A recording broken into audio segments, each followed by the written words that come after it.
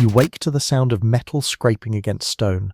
The morning light filtering through the narrow window reveals your father standing over a whetstone, sharpening his dagger with deliberate rhythmic strokes.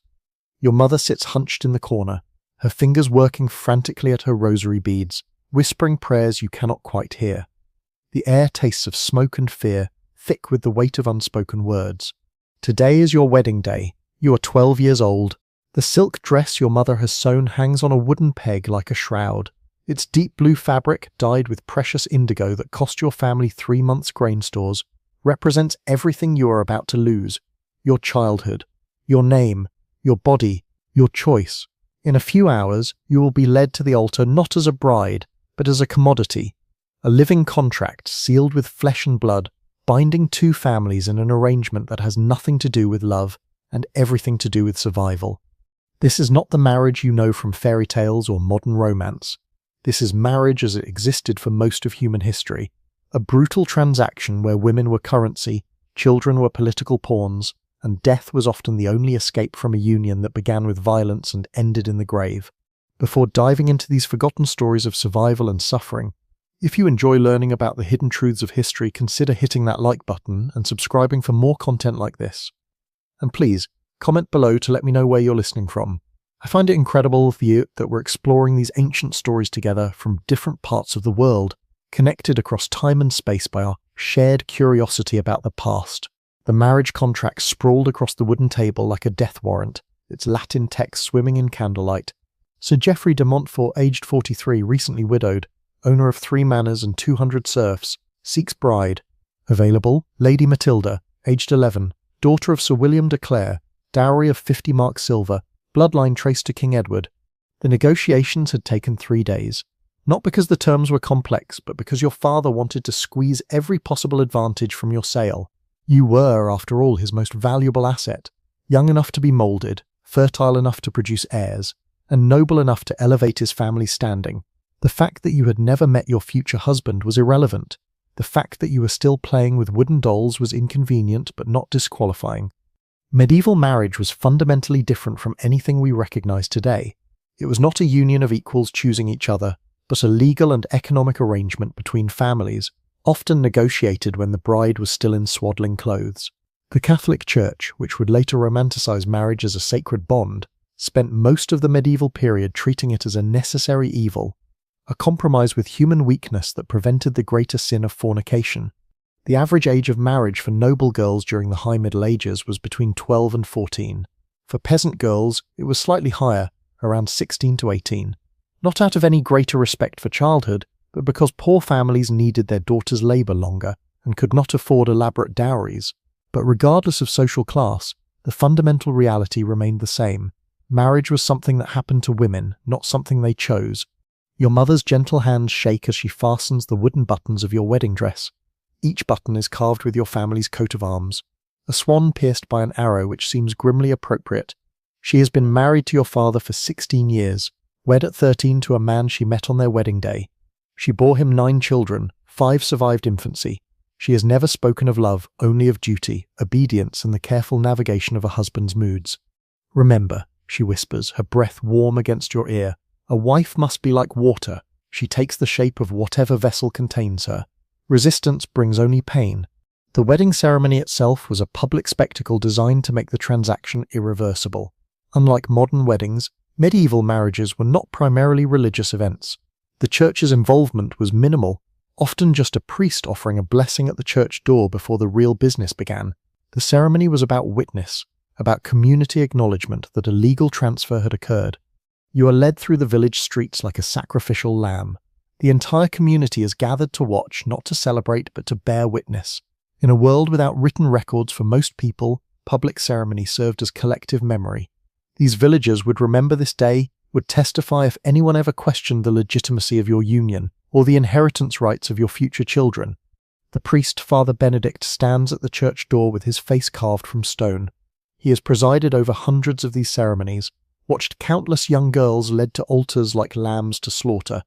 His Latin words wash over you like water, meaningless syllables that seal your fate. Wilt thou take this man to be thy wedded husband, to have and to hold, for better for worse, for richer for poorer, in sickness and in health, Till death do you part. You are not asked if you consent. Consent was not a concept that applied to children. And at 12 you were legally a child regardless of your reproductive capacity. Your father consents on your behalf, as he has consented to every major decision of your life. Your voice, when you manage to whisper "I will," is barely audible above the wind. Sir Geoffrey steps forward to claim his prize. He is a stranger to you, but not to your nightmares. You have heard whispers about his first wife, how she died in childbirth at 15, how she was often seen with bruises on her arms and face, how she grew thin and silent in the months before her death. He looks at you now with the same expression a farmer might wear when examining a new horse, evaluating your health, your breeding potential, your likely longevity. The ring he slides onto your finger is not gold but iron, and it weighs more than your small hand can comfortably bear. Iron was chosen deliberately. It was cheaper than gold, but also symbolically significant. Iron was hard, unyielding, eternal. Like the bonds of marriage, it was not meant to be broken. After the ceremony comes the feast, a grotesque celebration of your loss of freedom. The great hall of your father's manor has been decorated with winter greenery and smoky torches. Long tables groan under the weight of roasted meat, white bread and ale. The guests, all adults, all complicit in what is happening, raise their cups in toasts to fertility, to the continuation of bloodlines, to the prosperity of the union. You sit beside your new husband, your feet barely touching the floor from the high chair. He speaks to you occasionally, asking simple questions about your education, your health, your monthly courses. You answer in monosyllables, terror rendering you nearly mute. The food on your plate grows cold and congealed as your stomach churns with fear. The entertainment begins as the evening darkens. A travelling minstrel sings songs of courtly love, beautiful, impossible stories of knights and ladies, of passion and devotion. The irony is not lost on you. These romanticized tales of love have nothing to do with the reality of medieval marriage. They are fantasies, escapist literature for a society that had made real love nearly impossible within the bounds of matrimony. Courtly love, as it was practiced in medieval society, was explicitly extramarital. The troubadours of southern France, who invented many of these romantic ideals, sang of love affairs between knights and married ladies, love that was passionate precisely because it was forbidden and unconsummated. The Church condemned these ideas, but they persisted because they offered an emotional outlet in a world where marriage was purely transactional. The cult of courtly love revealed a dark truth about medieval marriage. It was so devoid of emotional connection that people had to invent an entirely separate concept to describe what we now call romantic love. Marriage was about duty, property, and procreation. Love, if it existed at all, was something that happened outside marriage, in secret, in defiance of social order. As the evening progresses, the guests grow drunker and louder. The conversation turns increasingly crude, filled with jokes about wedding nights, about breaking in young wives, about the importance of immediate consummation. You understand only half of what they say, but the leering faces and raucous laughter make their meaning clear enough. Your mother appears at your elbow, her face pale but determined. "Come," she says quietly, "it is time." The bedding ceremony was perhaps the most horrific aspect of medieval marriage. A public ritual that transformed rape into celebration. The entire wedding party would escort the bride and groom to their chamber, offering advice, making crude jokes, and ensuring that the marriage was immediately consummated. The bride's virginity was not just assumed but publicly verified, her bloody sheets displayed as proof of her purity, and her husband's successful possession. You are led up the narrow stone stairs to the chamber that has been prepared for this moment. The room is small and cold, lit by a single candle that casts dancing shadows on the stone walls. The bed dominates the space, a large wooden frame with a straw mattress covered in rough linen sheets. It looks more like a place of execution than a marriage bed. The women in the wedding party undress you with practiced efficiency, their hands impersonal and businesslike. Your wedding dress is carefully folded and set aside. It will be kept as a family heirloom, a reminder of this day. Your shift, thin and transparent, offers no protection from the cold air or the eyes of the gathered crowd. Sir Geoffrey enters with the men, already half undressed. He is drunk, which might be a mercy. Drunk men often fell asleep before completing their task, but tonight he seems alert, focused, determined to claim what he has purchased. The priest offers a blessing over the marriage bed, sprinkling holy water on the sheets and reciting prayers for fertility. The crowd presses closer, offering advice, encouragement, and jest.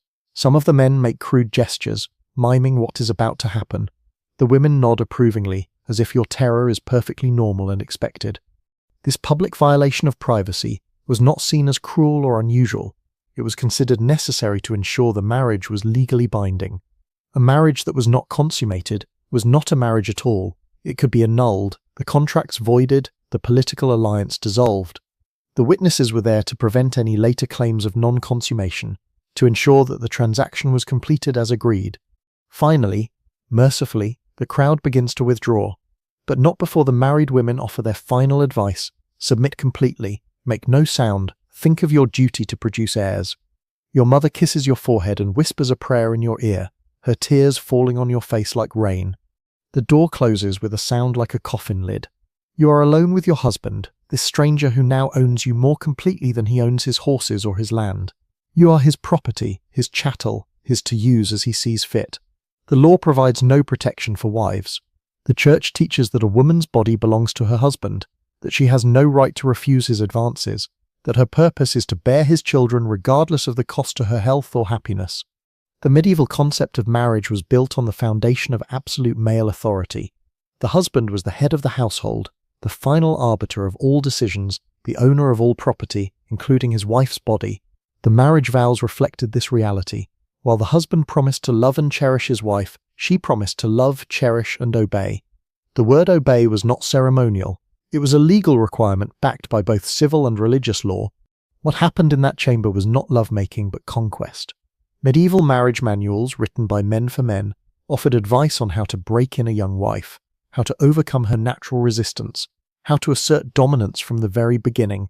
The concept of marital rape did not exist because rape was defined as a crime against property, and a husband could not steal what already belonged to him. The morning after brings no relief, only the continuation of your new reality. You wake to find blood on the sheets, the evidence of your husband's successful consummation that will be displayed for all to see. Your body aches in ways you did not know it could ache. You move carefully, like an old woman, every step a reminder of what you have lost. Sir Geoffrey is already dressed and preparing to leave for his estates. He speaks to you briefly, formally, outlining your duties as his wife. You will manage his household, oversee the servants, receive guests, and bear his children. You will not leave the manor without his permission. You will not speak to other men without his supervision. You will not refuse his advances, no matter how tired, sick, or frightened you might be. The legal reality of medieval marriage was that wives had no independent existence. They could not own property, could not make contracts, could not bring lawsuits, could not even make wills without their husband's consent. The legal doctrine of coverture meant that a married woman was covered by her husband's legal identity. She ceased to exist as an individual person and became merely an extension of her husband's will. Your new home is a fortress, both literally and metaphorically. The manor house of Sir Geoffrey sits on a hill overlooking the village, its stone walls thick and impenetrable.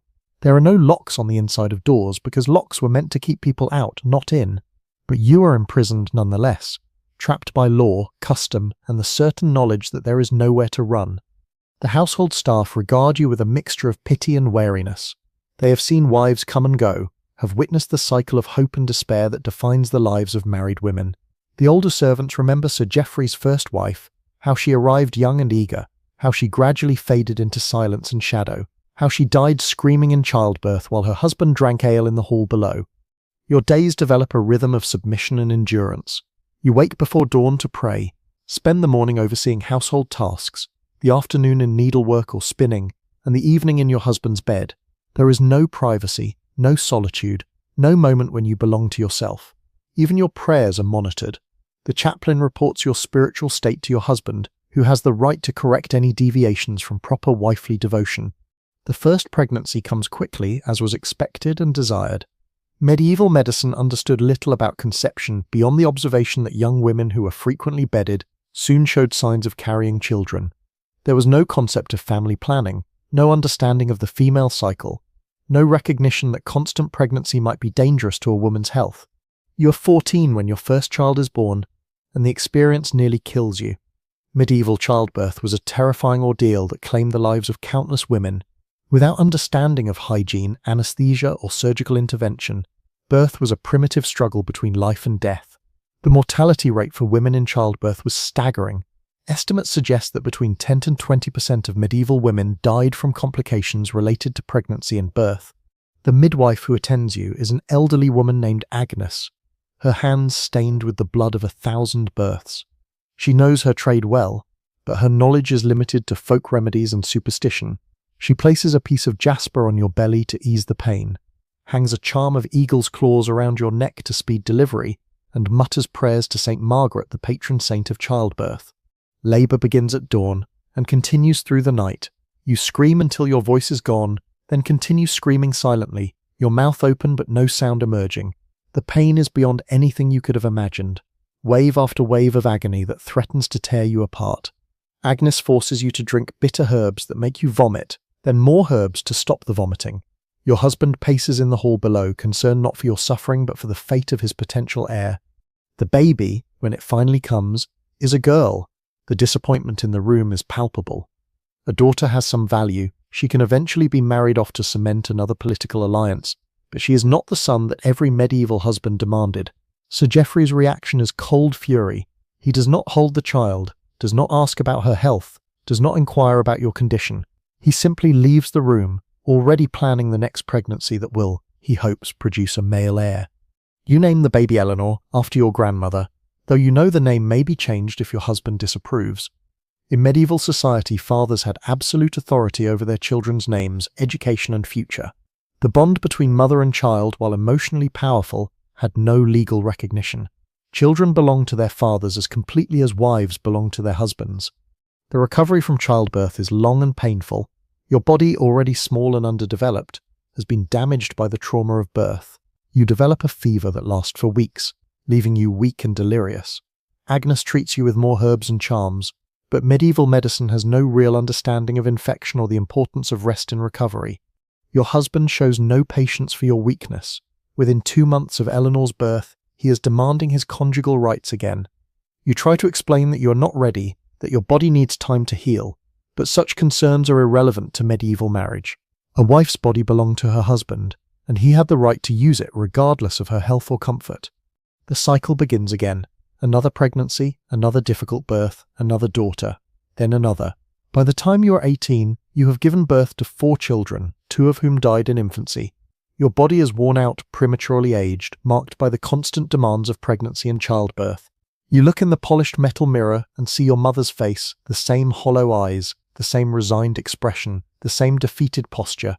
Medieval women lived their entire adult lives in states of pregnancy, childbirth or recovery. The average medieval woman who survived to adulthood would bear 6 to 8 children, of whom roughly half would die before age 5. The emotional toll of losing child after child was enormous, but there was no time to grieve properly before the next pregnancy began. The Church taught that this suffering was God's will, punishment for Eve's original sin. Women were told that pain in childbirth was their natural lot, that they should accept it with patience and humility. The idea that women might have the right to control their own fertility, to space their pregnancies, or to refuse unwanted sexual advances was not just forbidden, but literally unthinkable. Your relationship with your husband, if it can be called a relationship, is built entirely on power and submission.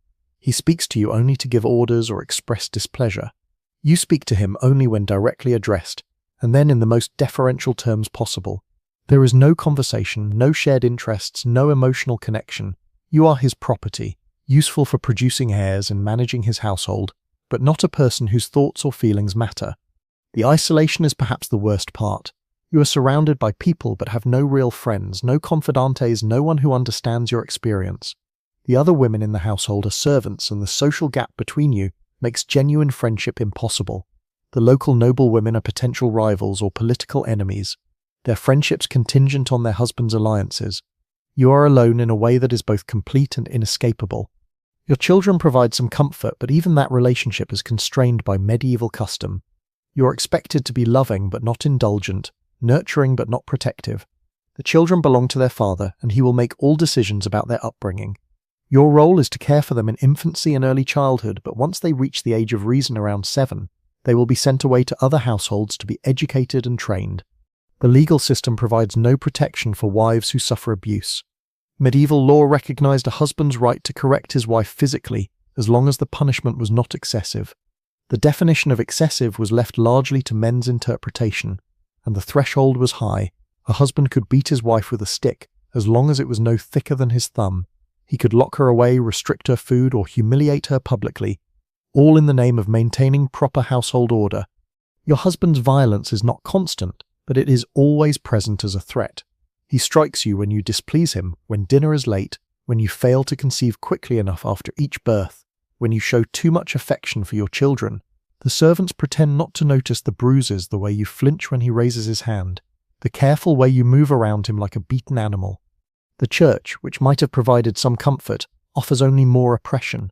You are required to confess your sins regularly, but the priest is more interested in your failures as a wife than in your suffering as a person.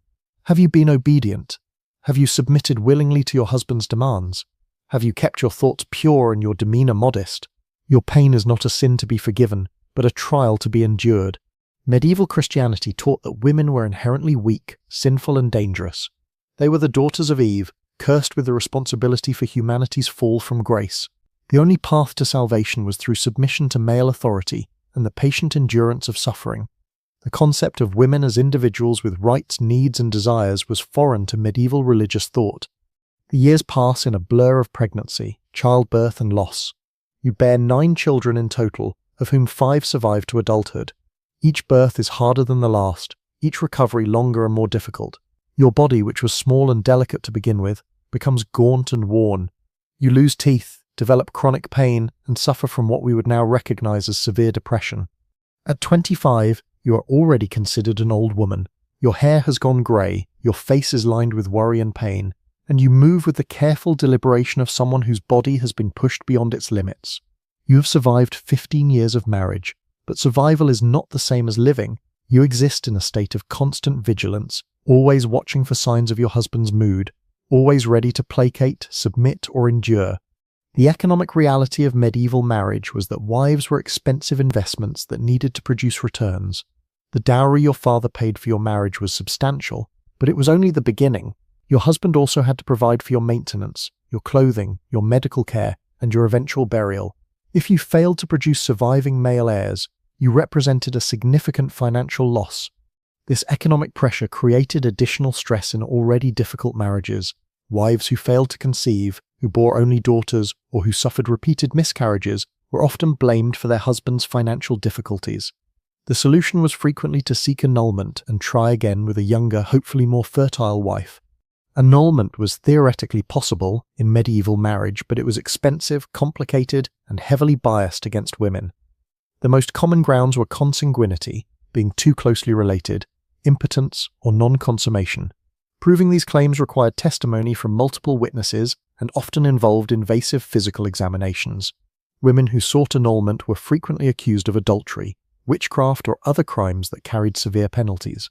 Your husband never seeks annulment, perhaps because you have produced enough children to satisfy him, perhaps because the cost and scandal are not worth the potential benefits, but you live with the constant fear that he might change his mind, that you might be discarded like a worn-out tool and replaced with someone younger and more fertile. The fear of abandonment is matched only by the fear of death. Medieval women faced mortality at every turn in childbirth, from disease, from violence, from the simple wear and tear of lives lived without adequate nutrition or medical care. The average life expectancy for women was significantly lower than for men, largely due to the dangers of repeated childbirth. You have attended the funerals of countless women your age or younger, all of whom died from complications related to pregnancy and birth. Each funeral serves as a reminder of your own mortality, a preview of the fate that likely awaits you. You pray for a quick death, for release from the endless cycle of pain and submission, but you also fear leaving your children motherless in a world that shows little mercy to the powerless. The psychological impact of medieval marriage was devastating in ways that are difficult to fully comprehend. Modern people, even those who have experienced abuse, cannot easily imagine the complete helplessness of medieval wives. There was no divorce, no legal protection, no social services, no escape. Women who fled their husbands were hunted down and returned, often to face severe punishment. Suicide was considered a mortal sin that condemned the soul to eternal damnation. The result was a kind of learned helplessness that permeated every aspect of a woman's existence. Medieval wives learned to suppress their own desires, opinions, and even their survival instincts in favor of complete submission to male authority. They were trained from childhood to view their own suffering as normal, even virtuous, and to find their only satisfaction in serving others. Your own daughters represent both hope and despair. You love them desperately, but you also know what fate awaits them. Eleanor, now 11, is already being considered for marriage. The negotiations have begun, the dowry is being prepared, and soon she will experience the same terror and violation that marked your own wedding day. You want to protect her, to warn her, to somehow prepare her for what is coming, but you also know that such preparation might be seen as rebellion against God's will. The continuation of the cycle is perhaps the cruelest aspect of medieval marriage. Each generation of women raised daughters who would suffer the same fate, who would endure the same abuse, who would die the same deaths. There was no progress, no improvement, no hope that future generations might experience something better. The system was designed to perpetuate itself, to ensure that women remained powerless and men remained in control. Medieval marriage was not just a personal tragedy, but a social system that shaped entire civilizations. The subjugation of women was not an accidental byproduct of medieval society, but a fundamental organizing principle that affected everything from politics to religion to economics. Women's unpaid labor in household management, child rearing and textile production was essential to the medieval economy, but it was invisible and unvalued because it was considered natural and inevitable. The legal framework that supported medieval marriage was elaborate and comprehensive. Canon law, civil law, and local custom all reinforced the same basic principles. Men had authority, women had obligations, and the family was organized around the production of legitimate heirs. These laws were not simply ignored or poorly enforced, they were actively maintained by courts, churches, and communities that saw women's subjugation as necessary for social stability. The ideological justification for medieval marriage drew on religious teaching, classical philosophy, and folk wisdom that all reached the same conclusion. Women were naturally inferior to men and needed to be controlled for their own good and the good of society. This was not seen as oppression but as natural order, divinely ordained and scientifically proven. Your husband dies when you are 32, killed in a hunting accident that leaves you a widow with 5 surviving children. The news should bring relief, but instead it brings terror. Medieval widows faced a precarious existence, legally vulnerable and economically dependent. You have no right to inherit your husband's property. It passes to his male heirs or reverts to his overlord. You are allowed to remain in the household only as long as it suits the new owner's purposes. The period of mourning is brief. Within weeks of Sir Geoffrey's funeral, you are being approached by men who see you as a potential wife. A widow with children and no independent means is still a valuable commodity, especially if she has proven her fertility. The prospect of remarriage fills you with dread, but you have no choice. A woman alone in medieval society was prey to anyone with power and inclination to abuse it. The negotiation for your second marriage is handled by your late husband's brother, who has inherited the estate and wants you gone as quickly as possible. You are older now, damaged by years of childbirth and abuse, but still young enough to bear more children. The dowry is smaller this time. You are no longer a virgin, no longer a promising investment, but there are still men willing to purchase your services. Sir Richard de Vere is older than your first husband, a widower with grown children who needs a wife to manage his household and warm his bed. The marriage contract is negotiated quickly, with little ceremony or celebration. This is a business transaction, not a romantic occasion. You are married in a simple ceremony with few witnesses, then transported to yet another stone fortress that will serve as your prison. The second marriage is, if anything, worse than the first. Sir Richard is cruel in ways that Sir Geoffrey was not, taking pleasure in your submission and pain. He beats you regularly, not in anger, but as a form of entertainment. He forces you to perform sexual acts that leave you humiliated and degraded. He delights in reminding you of your powerlessness, your dependence, your complete lack of alternatives. The psychological effects of prolonged abuse are cumulative. You develop what we would now recognize as symptoms of severe trauma, hypervigilance, emotional numbness, dissociation from your own body. You learn to survive by disappearing inside yourself, by becoming the empty vessel that medieval society demanded women become. Your children from your first marriage are scattered among various households, sent away to be fostered or trained. You are allowed to see them rarely, and only with your new husband's permission. The pain of separation is almost unbearable, but you learn to hide your grief, as you have learned to hide all your emotions. Weakness is dangerous in a world where power is everything. The 6th pregnancy of your life occurs when you are 35, considered advanced maternal age by medieval standards. Your body, already weakened by years of abuse and neglect, struggles to carry the child. You suffer from constant nausea, severe pain, and what we would now recognize as complications related to malnutrition and stress. The birth is horrific. Labor lasts for 3 days, and you nearly die from blood loss and exhaustion. The child, a son, is born weak and sickly. He dies within hours of birth, but not before being baptized to ensure his soul's salvation. You are left empty, broken, grieving not just for this child but for all the losses you have endured. Your husband's reaction to the loss is rage. He blames you for the child's death, for your failure to produce a healthy heir, for your weakness and inability to fulfill your primary purpose. The beating he gives you is the worst yet, leaving you with broken ribs and internal injuries that will never fully heal.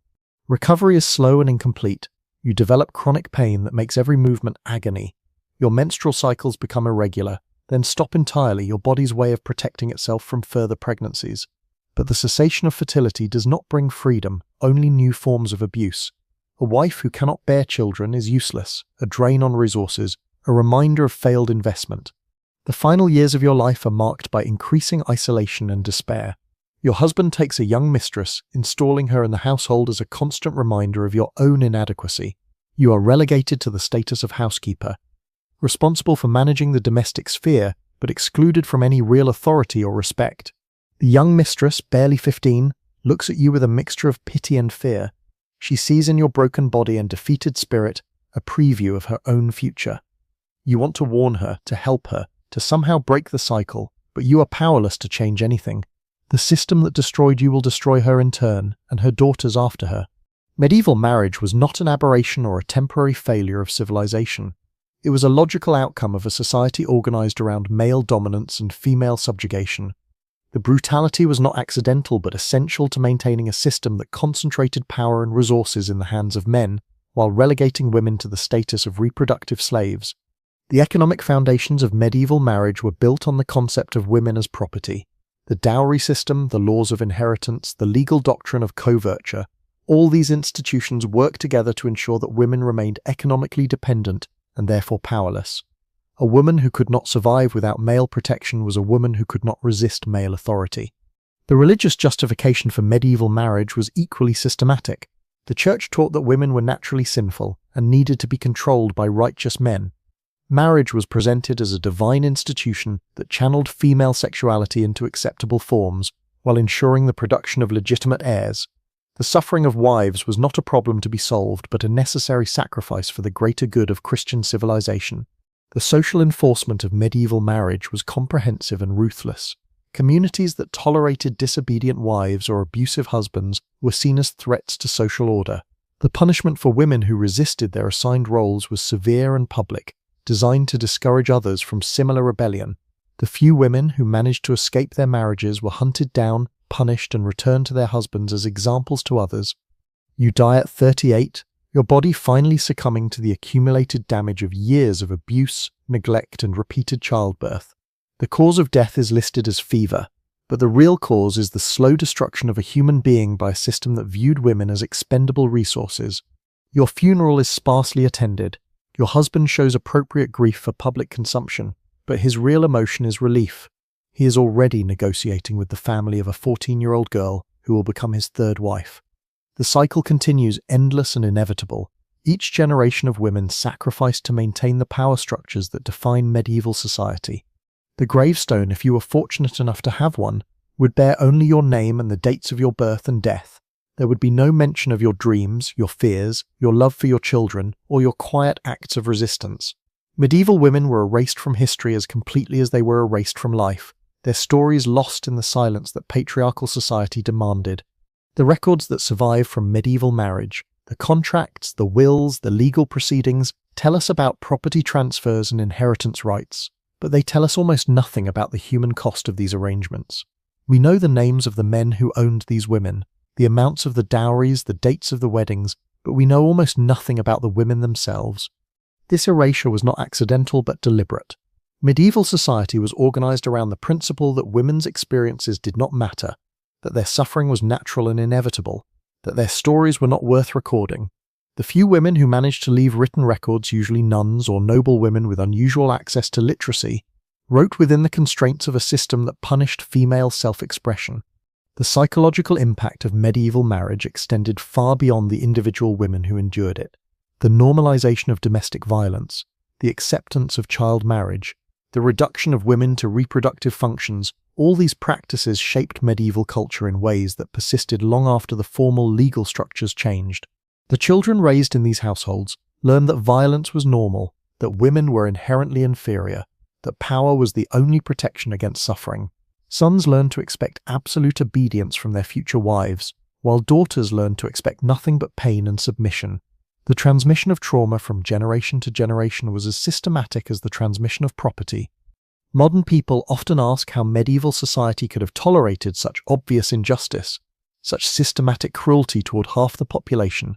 The answer is that it was not seen as injustice, but as natural order. The suffering of women was not a problem to be solved, but a necessity to be accepted. The few voices that questioned these arrangements were suppressed, marginalized, or ignored. The economic benefits of medieval marriage were enormous for the men who controlled the system. Unpaid female labor in household management, textile production, food preparation, and child-rearing formed the backbone of medieval economy.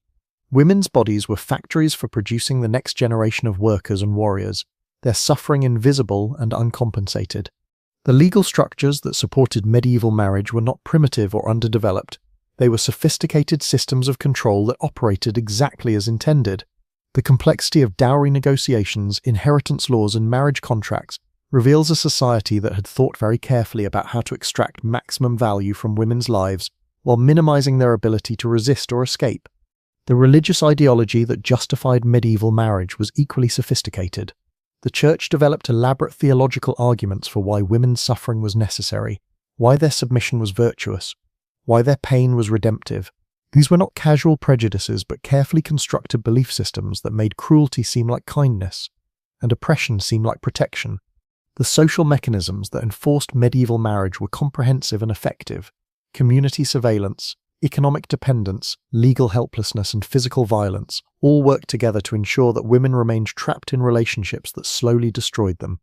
The few women who managed to escape were hunted down not by individual husbands, but by entire communities that saw female independence as a threat to social order. Your story, like the stories of millions of other medieval women, ends not with redemption or rescue, but with quiet death in a world that never acknowledged your humanity. You lived and died as property, your value measured only in your ability to produce heirs and manage households. Your pain was invisible, your dreams irrelevant, your death barely noticed. But in that very invisibility lies a haunting truth about human resilience. Despite everything the medieval world did to break women's spirits, despite the systematic destruction of their bodies and souls, something essential survived. In the quiet moments between beatings, in the gentle touch of a hand on a fevered brow, in the whispered lullabies sung to dying children, women found ways to maintain their humanity in a system designed to erase it. The medieval marriage was not an unfortunate accident of history, but a deliberate construction, a machine designed to transform human beings into property. It succeeded because it was supported by every institution of medieval society: the church, the law, the economy, the family, the community. It failed only because the women who endured it somehow managed to pass down, generation after generation, the memory of what they had lost and the hope that their daughters might someday reclaim it. The question that haunts us across the centuries is not how medieval marriage could have been so brutal, but how many of its essential features persist in forms we no longer recognize. The legal subjugation may be gone, but the economic dependence remains. The public bedding ceremonies have ended, but the private violations continue. The dowry system has disappeared, but women still bear the primary cost of reproduction and child-rearing. As you close your eyes for the last time in that cold stone chamber, your breath growing shallow in the flickering candlelight, you carry with you the weight of all the words you never spoke, all the choices you never made, all the dreams you never dared to dream. You are 12 years old again, standing in your father's hall, hearing the scrape of metal on stone, watching your mother's fingers work frantically at her rosary beads. The circle closes as it began, with the sound of sharpening steel and the whispered prayers of powerless women, but somewhere in the darkness, barely audible above the wind, is the echo of a different kind of prayer, the hope that someday, somehow, the daughters of daughters yet unborn will wake to a world where metal scrapes stone, not to seal their fate, but to carve their names in history as something more than property, more than vessels, more than the silent casualties of a system that mistook cruelty for order and called it love.